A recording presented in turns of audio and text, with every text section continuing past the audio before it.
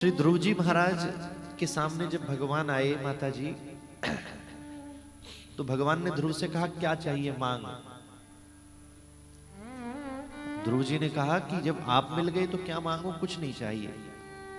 राज्य गद्दी पर बैठने की कामना भी समाप्त हो गई। भगवान ने कहा मांगना तो पड़ेगा। एक ही बात कही, मुझे आपकी कथाओं का व्यसन लग जाए। व्यसन माने नशा। भोजन के बिना व्यक्ति रह सकता है, जल के बिना व्यक्ति कई घंटे रह सकता है,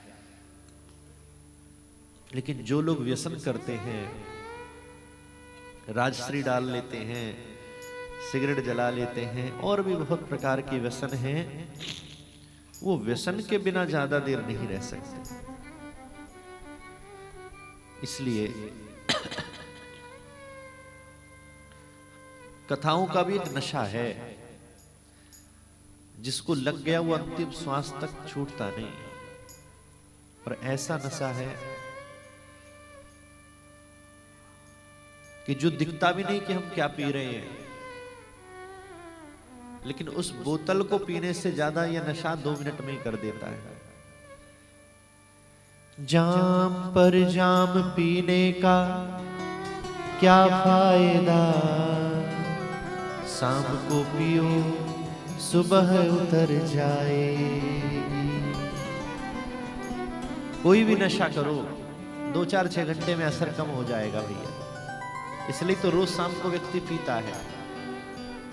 एक बार पी लिया हमेशा नशा रहे ऐसा पॉसिबल नहीं है। लेकिन ये सत्संग का प्याला कैसा है भैया। जाम पर जाम पीने का क्या फायदा, शाम को पियो सुबह उतर जाए।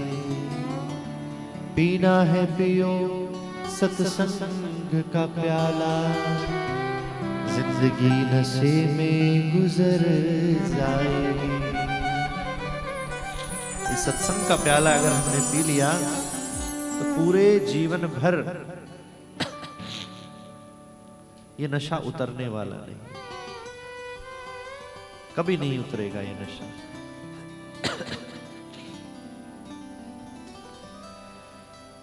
इसलिए खूब भक्ति रस का पान करो। कथा रस का रसास्वादन जितना करोगे भैया उतना ही कम है। किसी ना किसी नशे का आश्रय सबको लेना पड़ता है, और वो भक्ति रस का नशा एक बार चढ़ गया ना, लोग प्रश्न लेकर आते हैं कि बुरी आदत कैसे छूटे महाराज जी। नंद भवन में नंदोत्सव हो रहा है। श्री नंद बाबा अपनों सब कुछ लुटाए रहे हैं। कल होएगो यहां भी नंदोत्सव, दिन में भी और रात में भी। कछु ब्रजवासी नाचते भये जा रहे हैं नंद भवन से अपने घरन की ओर। दूसरे ब्रजवासियों को यूथ मिलो, अरे भैया कहां मिल गए हो, कैसे नाच रहे हो। बोले नंद बाबा ने ना जे चांदी के आभूषण दिए हैं, ये चांदी के सामान दिए हैं।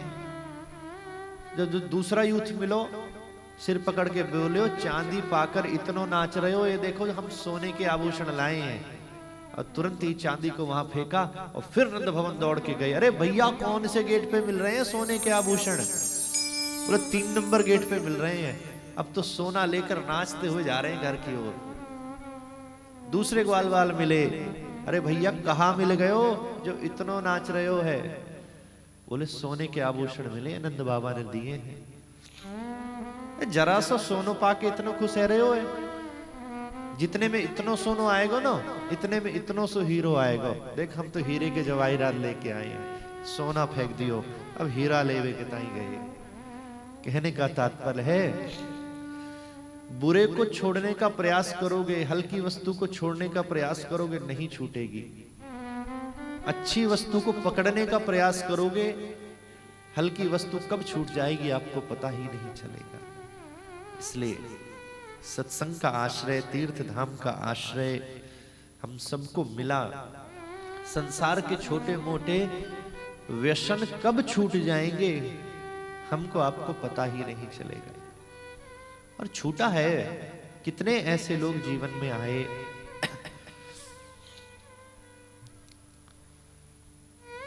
गुरुदेव के एक भक्त हुए पंडित जय भगवान शर्मा जी, सुपुत्र उनके पधारे थे, आज ही सुबह वापस गए हैं। गुरुदेव की शरण में आने से पहले बहुत शराब पीते थे। सत्य घटना, आज से 35 वर्ष पहले की। पत्नी बहुत बड़ी भक्त थी।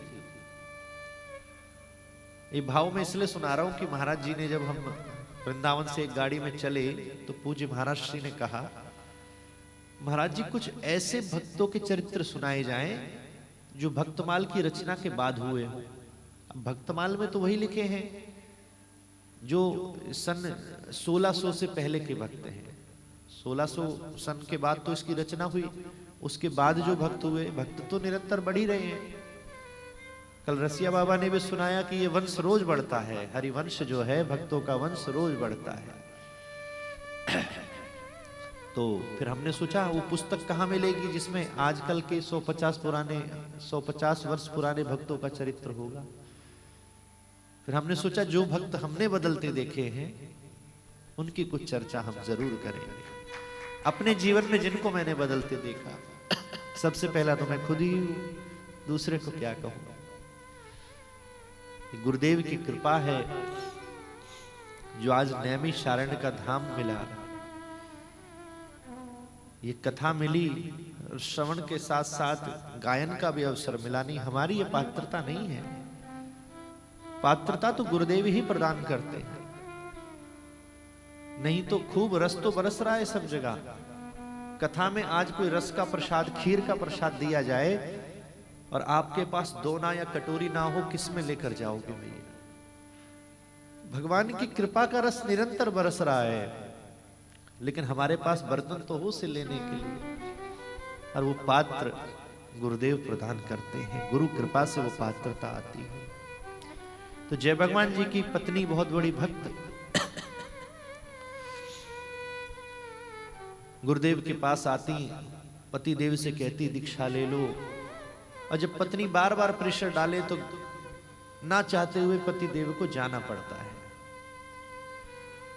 जय भगवान जी गुरुदेव के पास आए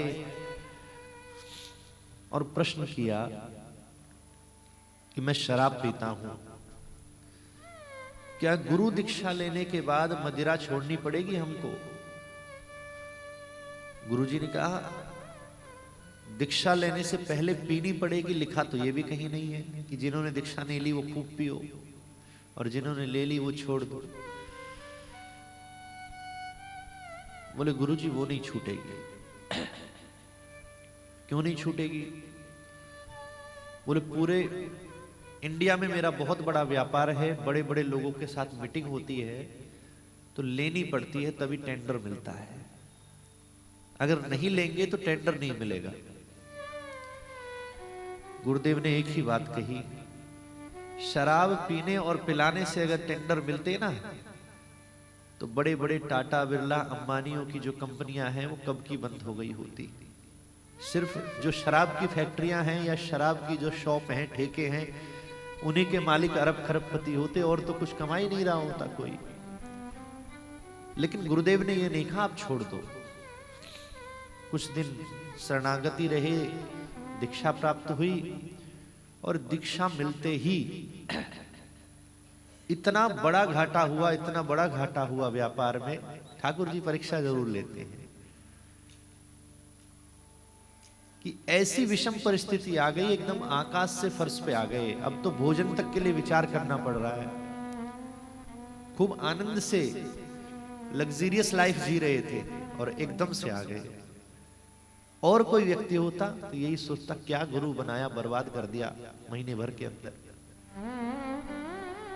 जूझते रहे परिस्थितियों से, और जब लगा कि मैं इन परिस्थितियों से नहीं निकल पाऊंगा तो कहां गए।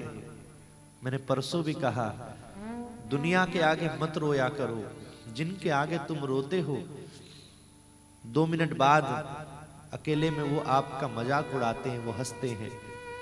रोना किसके सामने चाहिए? जो आपके उस कष्ट को दूर करने की सामर्थ्य रखता हो। राजा दशरथ के हृदय में कितना कष्ट था, लेकिन किसके पास रोए? गुरु गृह गयो तुरंत महिपाला, चरण लागी कर विनय विशाला।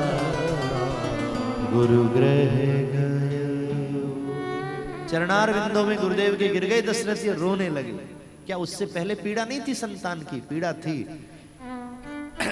लेकिन उस कष्ट से निवृत्ति कोई दिला ही नहीं सकता श्री गुरुदेव भगवान के अलावा। गुरुदेव के पास आए तो गुरुदेव बहुत कष्ट है। क्या कष्ट है? सारा व्यापार बंद हो गया, सब घाटे हो गया, जीवन की बड़ी विषम परिस्थिति है, समझ में नहीं आ रहा क्या खिलाऊं बच्चों को, कहां पढ़ाऊं, क्या करूं। ऐसा समय नहीं देखा, बहुत आनंद की लाइफ चल रही थी। आप कुछ कृपा करें, कुछ दे दें हमको, कुछ उपाय बताएं, कुछ पूजा बताएं। गुरुदेव ने एक ही बात कही, मैंने ना एक रतन और धन से भरी हुई गठरी तुमको दी है, जितना जरूरत हो उसमें से निकाल लो और अपना काम चलाओ। नहीं समझ पाए, बार बार पूछते रहे। गुरुदेव ने कहा, जो हमने भगवान नाम तुम्हारे कान में फूका है वो किसी रतन धन से कम नहीं है, और ऐसा धन है भैया कि यहां भी संग रहेगा और मृत्यु के बाद भी तुम्हारे संग जाएगा। गए, और जो बात सबरी से राम जी ने कही, मंत्र जाप मम दृढ़ विश्वासा, मंत्र का प्रभाव देखना है तो पहले दृढ़ विश्वास करो। बिना विश्वास के अगर मंत्र जपा, मंत्र का कोई प्रभाव नहीं। डॉक्टर भी कहते हैं मेडिसिन देने के साथ कि भरोसा रखना, विश्वास है तो ही डॉक्टर की दवाई आपको काम करेगी। दृढ़ विश्वास से गुरु मंत्र का आश्रय लिया। साल 2 साल के अंदर ऐसी परिस्थिति बदली कि जहां पहले थे उससे भी हजारों फुट ऊपर चले गए, और अब 3-4 वर्ष पहले शिवलोक धाम, गोलोक धाम सिधार गए। ऐसा संस्कार बच्चों को देकर गए कि आश्रम की हर व्यवस्थाओं में तीनों बच्चे ऐसे तत्पर रहते हैं। तो कलयुग में भी ऐसे भक्त हुए। ये तो मैंने एक ही भाव कहा, अनेक ऐसे भक्त हैं जिनके जीवन में बहुत उतार चढ़ाव आए, लेकिन वो अपने मार्ग से नहीं भटके। अगर आपको हमारा ये वीडियो पसंद आया हो तो हमारे चैनल जीवांजलि को सब्सक्राइब करें